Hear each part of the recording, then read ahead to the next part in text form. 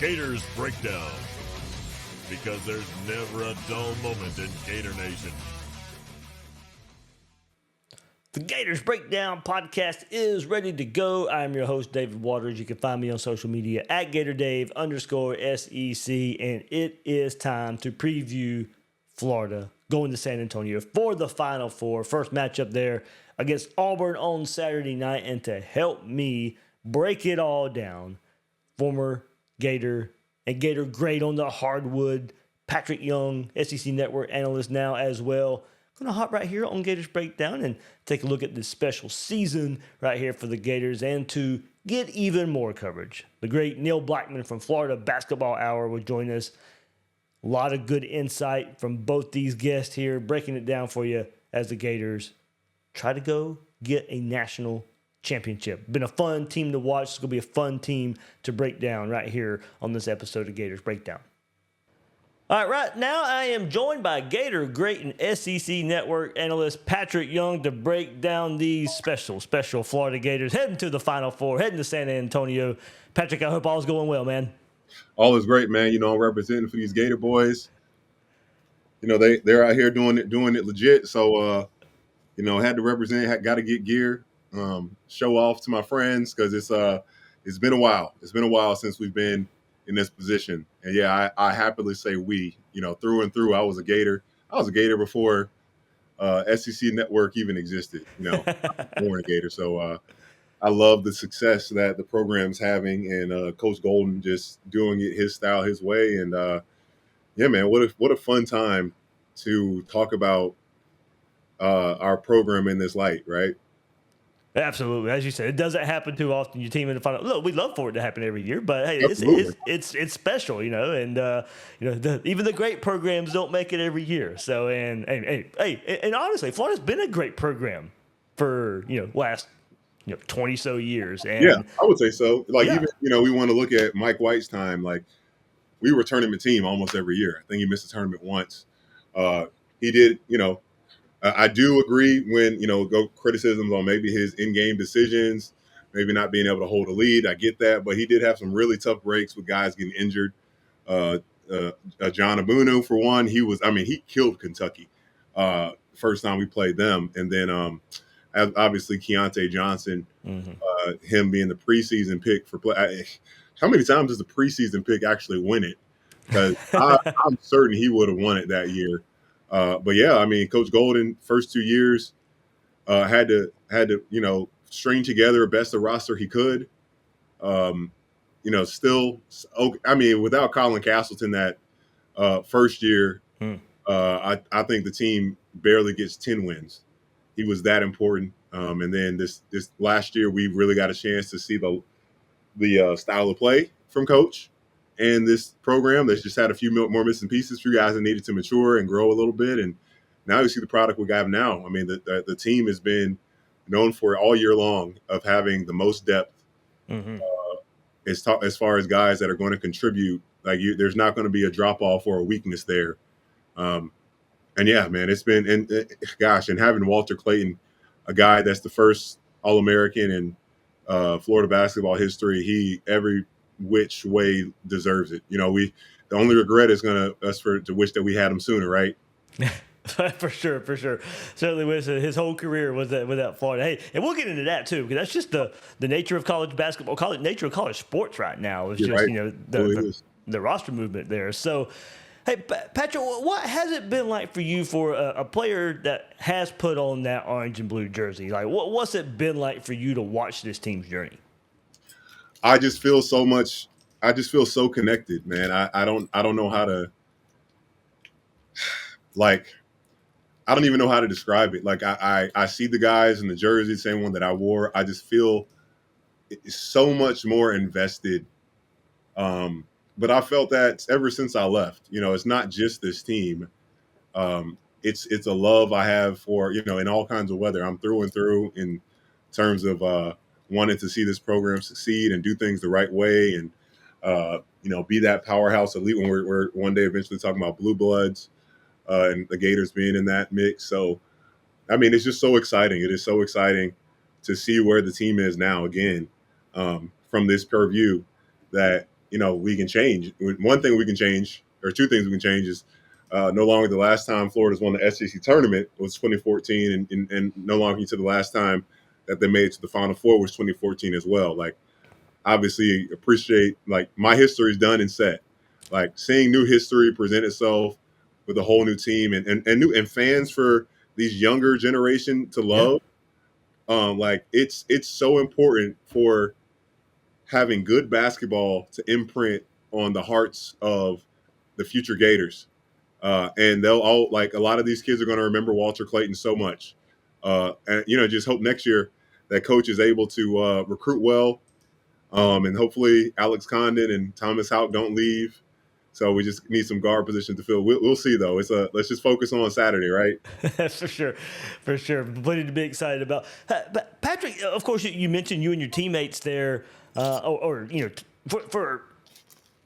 you talk to your teammates from that 14 team? Like, we don't stay as much in as we were. Yeah. Scotty, Will, and Casey, those guys are all still playing. Yeah. And Casey's in Australia, so his clock is pretty much opposite of ours, and guys have families now and whatnot, and but we'll never forget or, like, disassociate ourselves from those 4 great years we had. Yeah, and have you had any conversations with those guys about this team?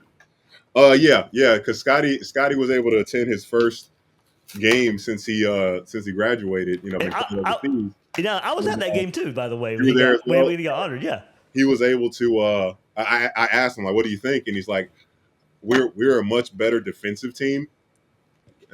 I will say much better. We were a much better defensive team, but they are a really good offensive team. I don't know if they, if we weren't getting stops, because they have what commentators today like to say spurtability, where they can just score on you in spurts. No lead is safe. Because look, they were getting killed by Georgia and killed by Missouri, right? 2 games they lost this year. How much did they lose those games by?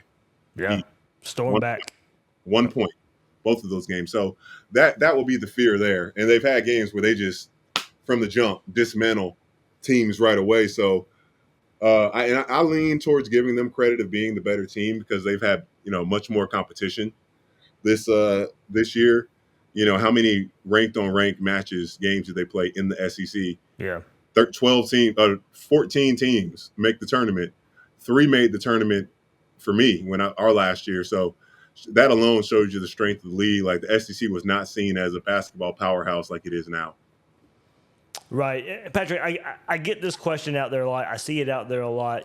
How did Todd Golden do this in 3 years at Florida? What made him so successful and so fast from your perspective?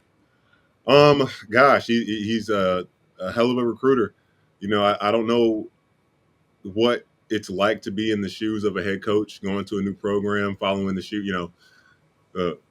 There's an expectation, him coming in, that he's going to perform better out and have better outcomes than Mike White.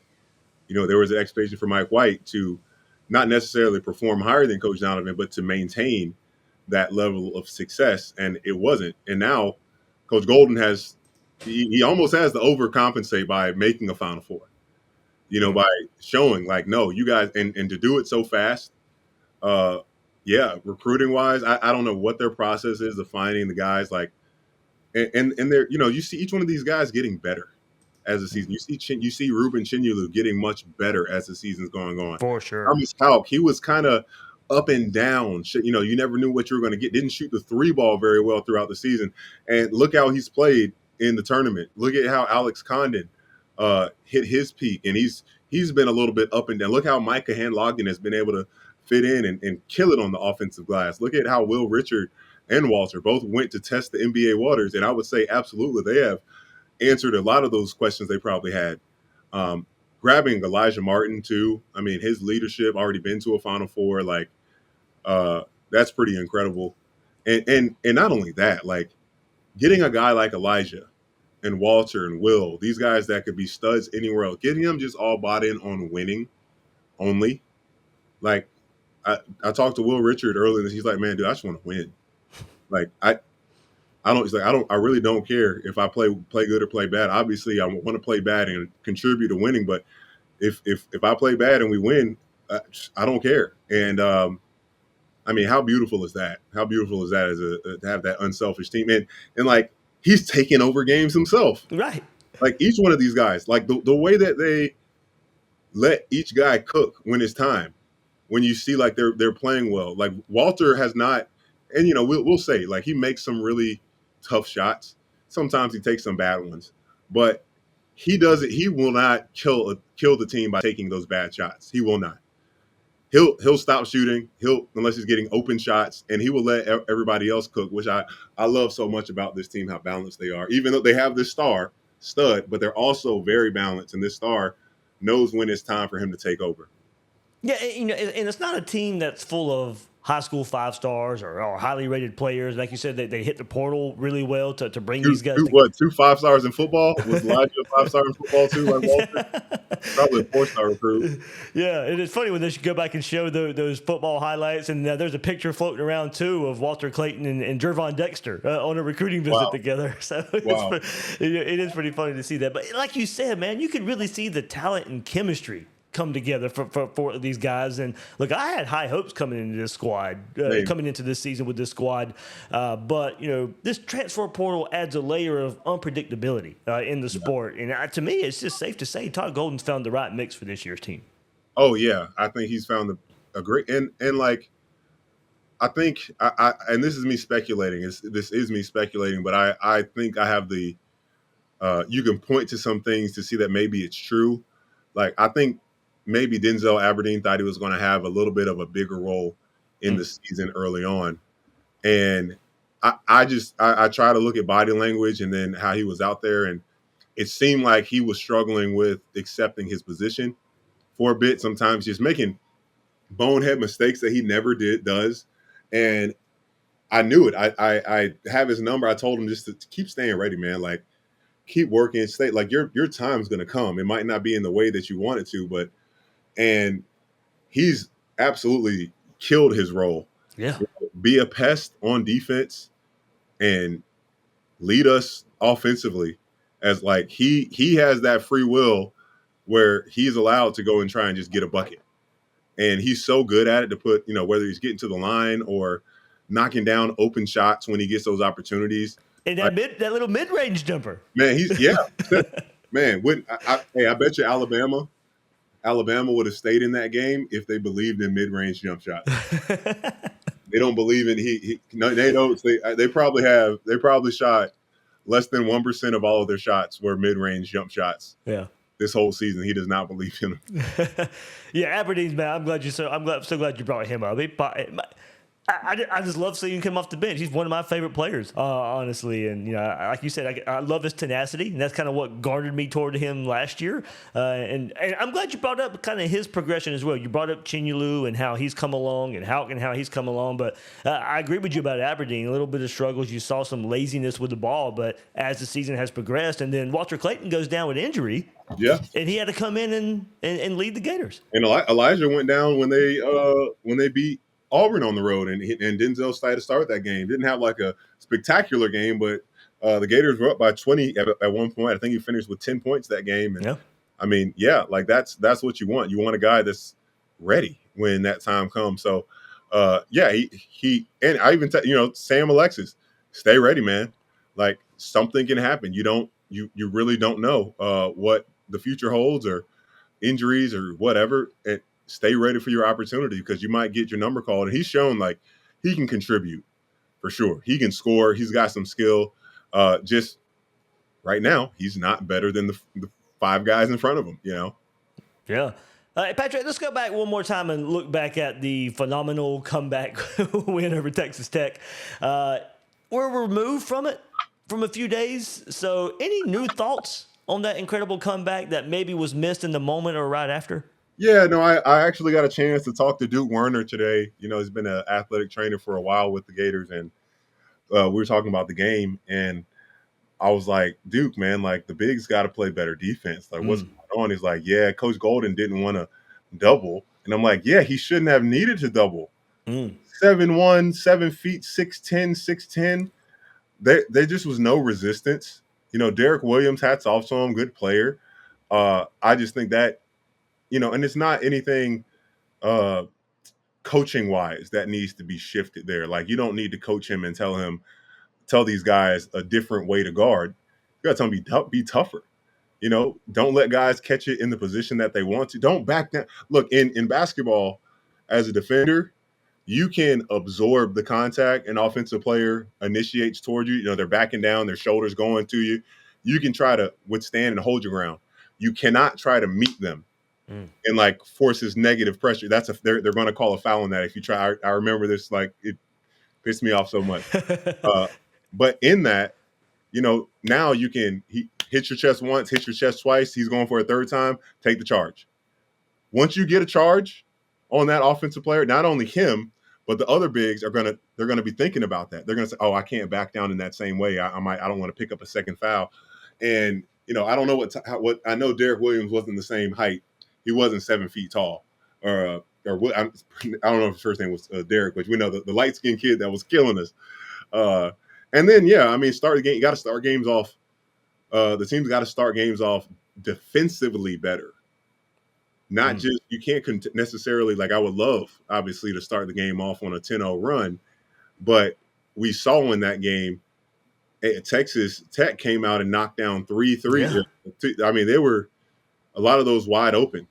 So the discipline there, the team needs to make sure they have that focus of starting. Yes, you want a quick start offensively, but you want a quick start defensively, just getting teams frustrated, one shot, no offensive rebounds, nothing wide open, really make them run their offense for as long and late as possible so they have to throw up some garbage. That's the idea.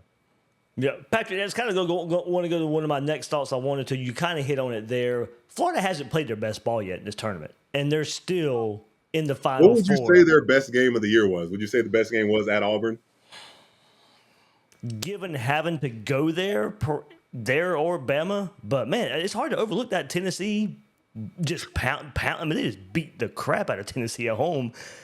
But I think Auburn's obviously they're in the Final Four. They're better, so you had to go on the road. You were short. I would say both of those two, for me, like. They did it again in the championship. Right. They did it really, really well at the championship game. This team is, for the most part this season, maintained, stubbed their toe a few times, but regardless, like, I have no fear. Mm-hmm. I think we should have no fear if the Gators go down 10. They can't go down 15. They can't go down 20. The Gators go down 10. I have full faith that they're going to make a run and get right back in the mix. And like prefer it not to be that way, of course. For sure. We need to be able to breathe a little bit easier than we did Saturday night. And going back, since they haven't played their best yet, you kind of just hit on it a little bit, but do you see it more of a Florida thing, or is it what opponents have done to Florida in the tournament? Well, shoot, yeah. Texas Tech early in that game, they made everything so difficult for Walter. Mm-hmm. Like, it was a moment where he shifted what he was, the way that he normally plays and gets his shots up to. I'm going to get to the free throw line. Like, y'all are playing such tight defense that, being that aggressive, you're such more likely to foul. They now that Houck is shooting the ball much better as Condon. Teams are not going to leave those guys wide open anymore. Will and Elijah, Will played well in the UConn game. Those two guys need to pick their play up a little bit. And, I don't think there's anything that they really need to change. Some of it's just making shots. Some of it's making free throws. If you're not going to have a great offensive night, don't let free throws be like one thing that you could have contributed to the score. And then the team, if they take care of the ball, like, if they're down because of turnovers, I'm worried. Mm-hmm. They had 9 turnovers at one point in the game, and Tech had 16 points off of those turnovers. So They were pretty efficient. Tech was. Like, that is a killer. Turnovers in terms of, like, live ball turnovers where they get a steal and they're on the automatic fast break. the ball going out of, I still don't want them, but something where they have to inbound the ball back, you can live with. Yeah. But the live ball ones where you're much more likely to foul when they're on a fast break and they're going to score and get their team all motivated and pumped up. Especially a team like Auburn, man, they thrive. They thrive off of that. And Patrick, I'm glad you brought up fast break, because to me, it doesn't seem like Florida's had their fast break chances in the tournament. So, not that many. No, yeah. I mean, Elijah had a dunk, a nice dunk against Tech. That you count that one, and then shoot, UConn slowed it down like crazy. There was another one I remember. Yeah, but yeah, not as much fast break. Yeah, I mean, I would say like they have not been playing like the number 9 defensive efficiency team they are in the nation. They are the number 9 defensive efficiency team in the nation, and they have Thomas Houck and Alex Condon, who have the lowest or the highest on the rank board of their defensive efficiency. When they got it's like 28.6% chance that somebody will score when one of those two guys are guarding you. Yeah, I think that's what I'm looking for, is Florida to get back in a little more fast break opportunities that we saw throughout the season. So, last thing, Patrick, before I let you go, thanks for hopping on here. What are you looking for, Florida versus Auburn? What are you looking for in that I really matchup? hope for a good game. I obviously love blowouts and stuff, but I am an actual fan. I am a fan of this Auburn team. I'm a fan of what Bruce Pearl has been able to do at that program in his tenure. I want the Gators to win, but if there's any other team, I think has a real chance of beating Duke, it's Auburn. Us and Auburn, one of us do. But man, gosh, I'm just embracing it all, man. Like this, I've never got a chance to watch the Florida Gators after playing in the Final Four. So this is the first time I get a chance to do that. I've watched them obviously growing up, so this is the first time post-career. Sorry, somebody's calling me. Okay. Do you know what that song's from? I do not. I didn't get to hear enough of it. Oh, it's Love Me Sexy from Semi Pro with Will Ferrell. Will Ferrell, yeah. Yeah, Will Ferrell's song. It's great. Yeah, it's silly. It's silly. That's why I like it. There we go. Hey, Patrick, man, I can't thank you enough for hopping on right here, Gators Breakdown, previewing these Gators and what you've seen throughout this special season. Gators heading to San Antonio to take on Auburn in the Final Four. Patric Young right here on Gators Breakdown. And continuing our Final Four march for these Florida Gators, Neil Blackmon from Florida Basketball Hour, Saturday Down South, great friend of mine. Chat behind the scenes all the time, and Neil, it's been certainly a ride for these Gators.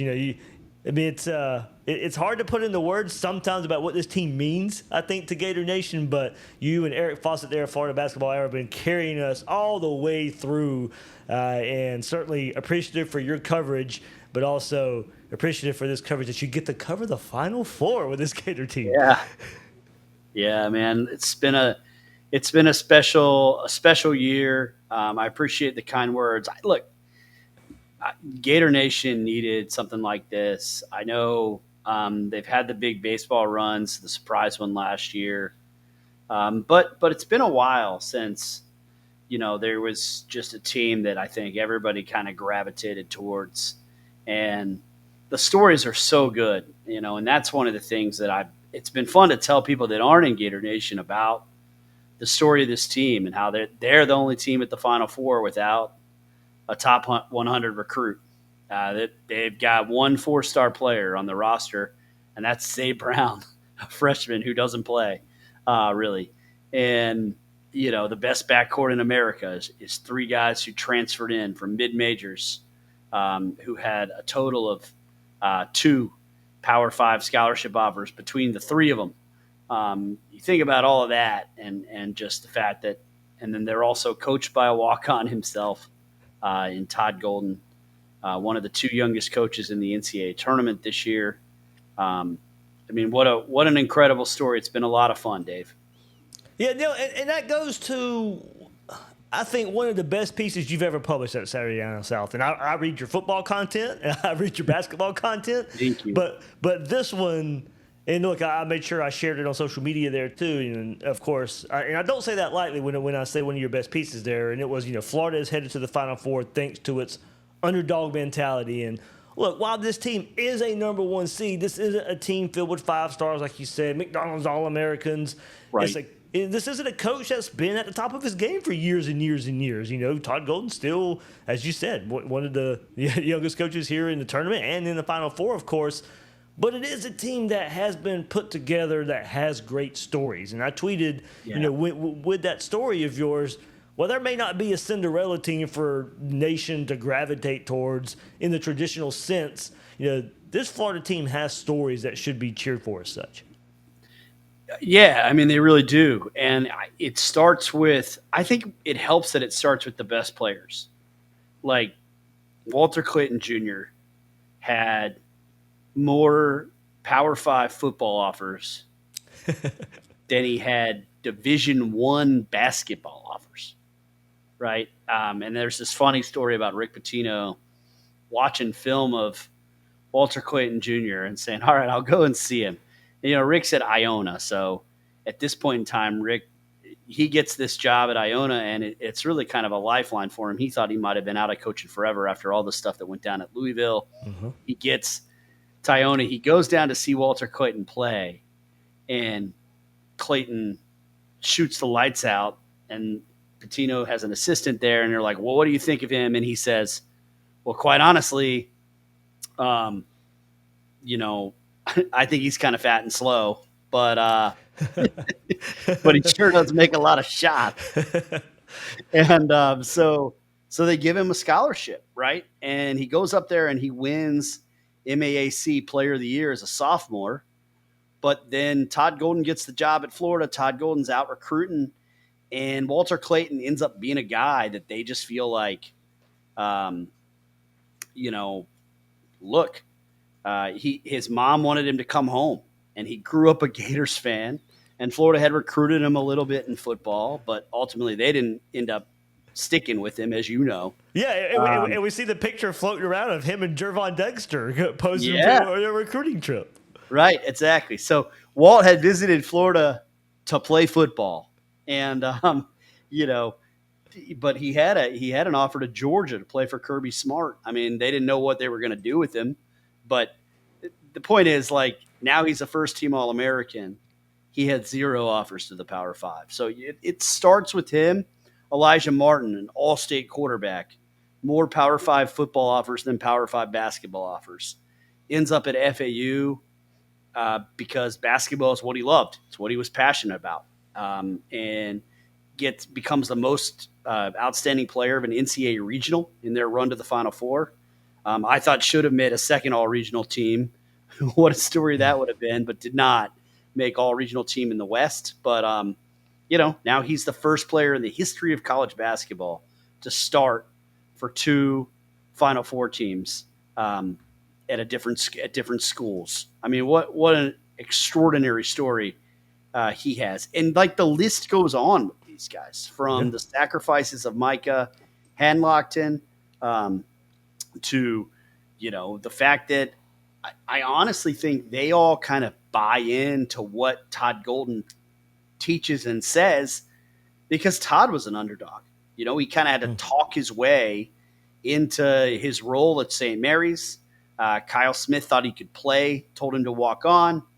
He walks on. He ends up earning a scholarship as a senior or a junior. But Todd's lived it. He's lived that underdog life. And, it makes it easier to play for him too. And so I think no matter what's happened this year, they have approached things with a chip on their shoulder. Like, we're guys that Elijah Martin has talked about the gift of being at the University of Florida and how none of his teammates, none of them were supposed to be here. And maybe the coaches weren't supposed to be here either, but that they know what they have and they know how good they are when they play together.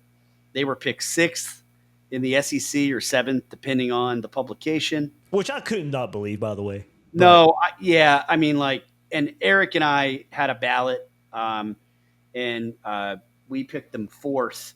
So we actually kind of thought there was the possibility for a double bye. We almost picked them 5th, and then we kind of went back and forth on it. We were like, well, if Walter Clayton's as good as we think he can be, 4th is not out of the question. And that's what they ended up. They ended up obviously getting the double bye and finishing second in the league and winning the SEC tournament. But the whole time, even now, like you listen to some of the national media, the Field of 68 guys have been kind of an exception to that rule. But a lot of the national media are like, if I made a movie about a Final Four team, the last team I'd make a movie about is Florida. And it's like, what? What? Like the one team at the Final Four without a top 100 player is the one you find least interesting? The one that played through salacious allegations about their head coach, which an independent investigator found to be, this is quoting, completely meritless. Just so we know I'm not editorializing. They played through that agonizing situation. And granted, and on that part too, Neil, I don't want to go back to that, but I had heard about it a month and a half before it came out. I know you did, maybe even before that. So if we were hearing about it for longer, we know more than likely the players and stuff and staff members were probably hearing about this thing coming out well before it did too. So not only the window that we were hearing about it and heard about it, but probably even longer than that. I am positive of that. I mean, like you, we were certainly one of the publications and outlets, both Saturday Down South and Florida Basketball Hour, that got some Proton encrypted email with this nonsense in it and, unable to corroborate any of these facts outside of going straight to the sources. And again, independent investigator. Like, I don't think people understand how Title IX works now. It's not in-house. So, like, somebody that does not work for UF found it to be, quote, completely meritless. And they had to play through all this noise, not knowing what was going to happen with their head coach, and that lingered. And they just kept playing and kept winning. They won multiple road games where they were decisive underdogs, 5 points or more. Beat Auburn. Short-handed. Yep. Beat Alabama on Mark Sears' senior night. They just don't care what anybody thinks. And, I think they can go to the Final Four and play extraordinarily free and loose because of that, right? Like, the pressure is not on Florida. Of every team at the Final Four, the pressure is not on the Gators. Good point. Duke with the history, Auburn with the number 1 overall seed. Houston might can say the same. I don't know, but yeah, they can play pretty free. They're in their home state. Oh, there you go. Good point. That is a good angle to it. Yeah. So that maybe adds a little bit pressure, but Florida and Houston certainly a little more loosey-goosey. I mean, Auburn for 4 months. People were talking about them as maybe one of the best college basketball teams ever. And to be fair, all 4 of these teams qualify for that in the KenPom era. They're all in the top 10 teams ever in KenPom, right? But I do think Florida will be loose. And, it was interesting. Like Todd, I asked Todd Tuesday, I said, hey, you guys are ranked second in Bart Torvik, which is a good way to track like how well you played from a certain date. So Florida's second in Torvik since March 1st, behind only Houston at this Final Four, ahead of Duke. And I said, but it seems like you guys haven't played your best game in the NCAA tournament Exactly. yet. And he just smiled at me and he said, we can play better. Yeah. We could definitely play better. I thought they played one brilliant half, the second half against Maryland. Yep. Otherwise, like, there's stuff they can do better. And, I think with their best basketball still in them, you love to be in that spot when you're headed to the Final Four. Right. Yeah, I'm glad you said that. I was on some radio appearances this week too, and that was my message. I was like, Florida hasn't played their best, and it's a catch-22. You hope that there is a switch to flip. Yeah. But boy, if there is, teams better be watching out. 100%. If there is, look out. And I mean, Auburn has felt that way as well. Good point. Right. Yep. Now, in fairness to Auburn, I think they played about as well as they can play against Michigan State.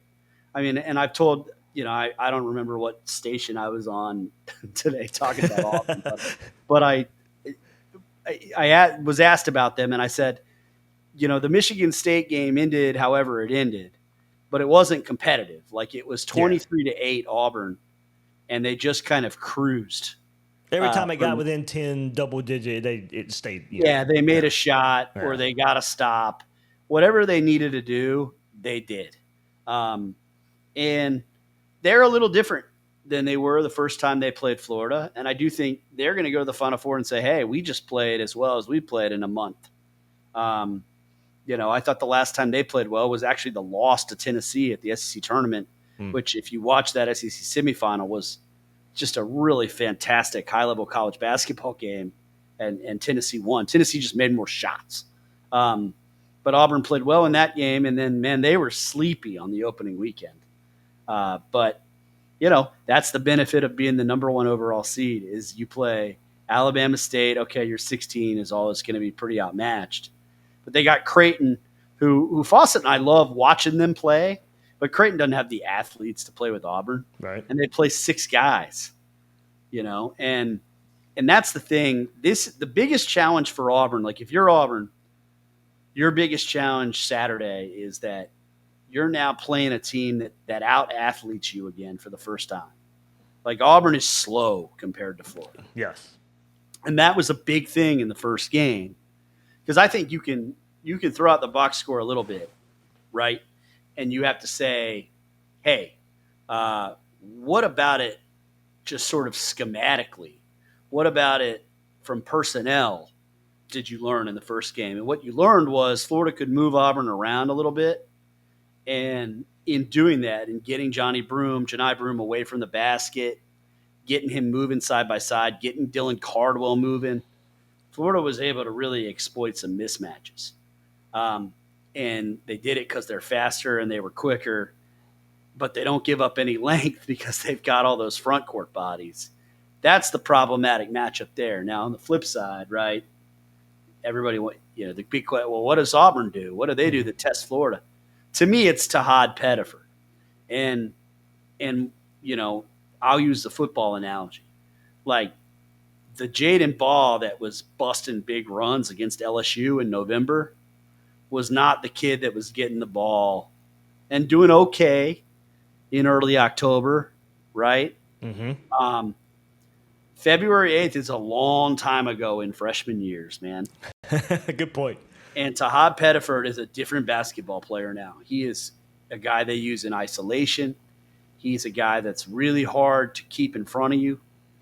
And he hit a couple threes against Florida in that game. Most of them were late when the game was kind of decided. He's a guy, like, if he heats up, there's something about him that it's a little like Tommy Hawk's effect on Florida, where, like, it just seems to invigorate the whole team. So he's kind of the different guy there. And they've shortened their rotation because they know that, like, Pettiford's that good. And normally you'd say, oh, well, Florida has depth on him. But a Bruce Pearl team's always in such good shape that them playing 7, it's not scary unless they have fouls. You bring up a good point in kind of the matchup there. I was talking to Patric Young about this too. And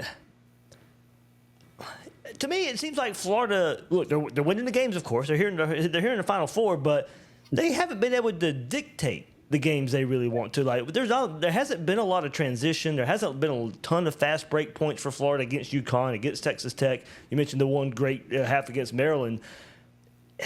Is that the right way of putting it? I mean, they've come out on top, but they've let the other teams dictate most of the game, and we haven't seen that fast Florida team really break out in the tournament yet.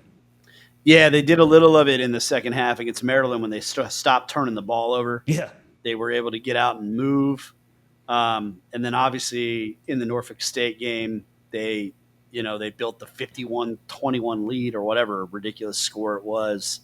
Maybe 52-20 for you Gators out there, whatever it was. But that's it. Like, UConn was always going to do that. UConn was always going to make sure that it was a half-court Big East game in the mud. Maryland was more content to play Florida style, which is one of the reasons that I feel dumb for having gotten overwhelmingly concerned about that game. Because I didn't realize I think, how fast Maryland wanted to play, or that they would embrace that. Texas Tech was the interesting one because they had a really, really efficient offense. They also had front court pieces that could match up with Florida's front court pieces, but they were really happy to play slow, right? And to your point, I mean, they dictated the entire basketball game for the first 36 minutes. It was entirely on their terms. And Florida showed, I think, in the SEC that they can win games a bunch of different ways. Yeah. But, the Ole Miss game was a great example on senior night where I thought Ole Miss kind of dictated how that game went for a half. And then Florida just came out and found another gear in the second half. And, of course, a lot of that starts with Walter Clayton Jr.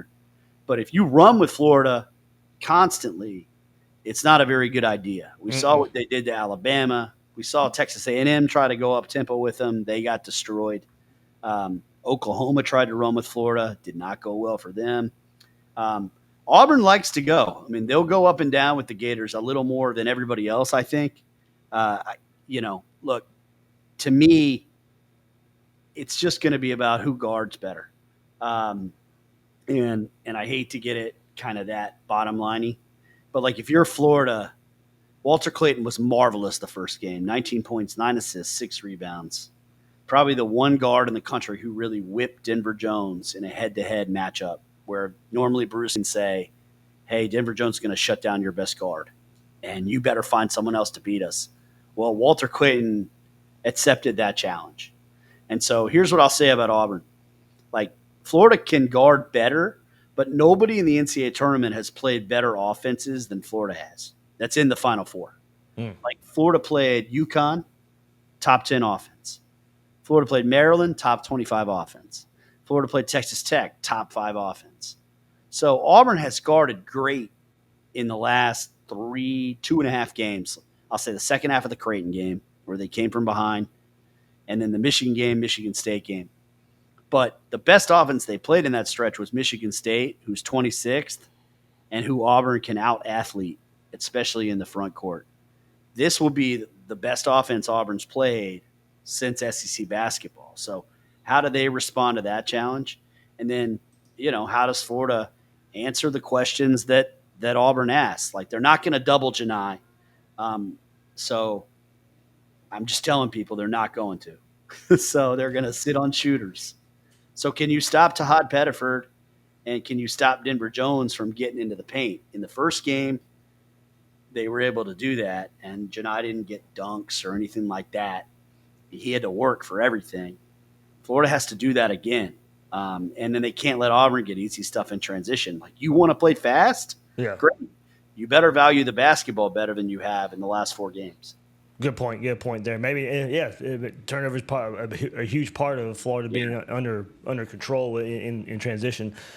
You brought up the plan there of trying to stop Auburn, and a key player in that, Neil, Alex Condon. Man, might be a key player to me as far as getting him going. If Florida's going to beat Auburn, if Florida's going to hoist that trophy in the final championship game, what's it going to take to get him back into form? I mean, of course, that's on him a bit too. But can Florida beat Auburn or win it all if Condon doesn't get back to the form that we saw him at one point in the season? Well, he hasn't had 3 straight games in single digits scoring since November. So, there's definitely something going on there. And I think Texas Tech, he was playing hurt very clearly. The ankle was bothering him. And I got to give him his flowers for the offensive rebound he had late in the game. Yeah. That was just because I feel like that was just all guts. To get that rebound from JT Toppin, who was right there, that set up the additional 3. Maybe you hope something like that it actually gets him going a little bit. He did have 7 rebounds in that game, playing hurt. Yeah, obviously the 3 turnovers in succession there in the second half were real loud, but he had some active hands. He blocked a shot. So I thought it was a more productive game from him than the UConn game, right? Where he was really really just struggling in every respect. He was instrumental in them winning at Neville Arena, and his just kind of will to make sure that it was hard for Janai Broom to get to that right shoulder, and that everything at the rim was contested. Yeah, I mean they've got to get that going, and then he has to continue to make the right reads offensively when they run offense through him. And I also think he's got to finish some of these shots at the basket, because that makes it a lot easier for them to run offense through him when you have to respect his ability to get to the 10 and finish. They need a better version of Alex Condon to win the national championship. I think that's a great point. Yeah, I think so too. And hang on to the ball. That's been my biggest. Yeah, I mean, for sure. It's just strong the ball. hands. Yeah, exactly. Last thought from you here, Neil. Of course, one of, if not the biggest storylines in this Final Four, Todd Golden against Bruce Pearl. It's been talked about ad nauseum, of course. First, just in general, what can their relationship mean in a setting like this? And also, maybe it's directly related, the youth of Todd Golden against inexperienced Bruce Pearl on a stage this grand. I love that question because it gives me an opportunity to kind of compare and contrast why I think it matters less in the game than in some situations. And so, like, the example I'd use is, like, with Billy Donovan and Rick Pitino, they had the Elite Eight matchup, and they had a couple other kind of high-profile games against each other. Never in the Final Four. Yeah. But Billy was running offense that Rick ran, and Billy's teams played a lot like Rick's teams played. And so, kind of as a result of that, it wasn't always, hey, anything this guy does, I'm already doing. Yeah. But there certainly was an element to that. Like, a Billy Donovan team would wear you out in the second half. Well, no team wears you out more than a Rick Pitino team in the second half. A Billy Donovan team will ball screen you to death offensively. Well, Rick Pitino started the trend of ball screening people to death. Bruce Pearl, like, he's a program builder. He's a roster construction, motivate my players. They will run through a wall for me. The thing about a Bruce Pearl team is that they play really hard. Well, that's what Todd Golden is. Like, Todd Golden is not Billy Donovan. He's Todd Golden. And, yeah, he played point guard and is brunette and and he's in his 30s at the Final Four. But he's a different guy, and he's a program builder. He's a roster constructor. There's nothing schematically that he took from Bruce, and Bruce is going to be like, I know what he's coming with. So that advantage isn't there. It's Bruce Pearl's second Final Four. So maybe the prior trip in 2019, they learned something. Who knows? They played great against Virginia. They lost because they called a pretty controversial foul on a three-pointer. And Virginia won the national title, and Auburn went home. I don't think that there's any necessary advantage. The only real, to me, because Florida won the first game, I heard Nick Saban saying something like, back in college football playoff land, you always want to be the team that lost the first game. And so, it was actually Allie Wilbur who, looked up some of, the numbers on that. Yeah. And she was like, the only team that seems to apply to is Alabama.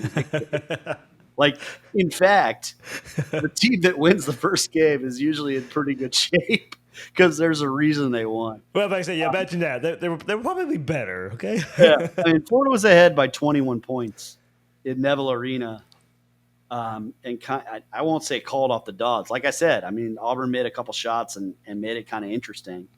I don't think Florida runs away with this game, but I certainly don't think Bruce Pearl has any sort of magical insight that's gonna, give him some decisive edge on Saturday.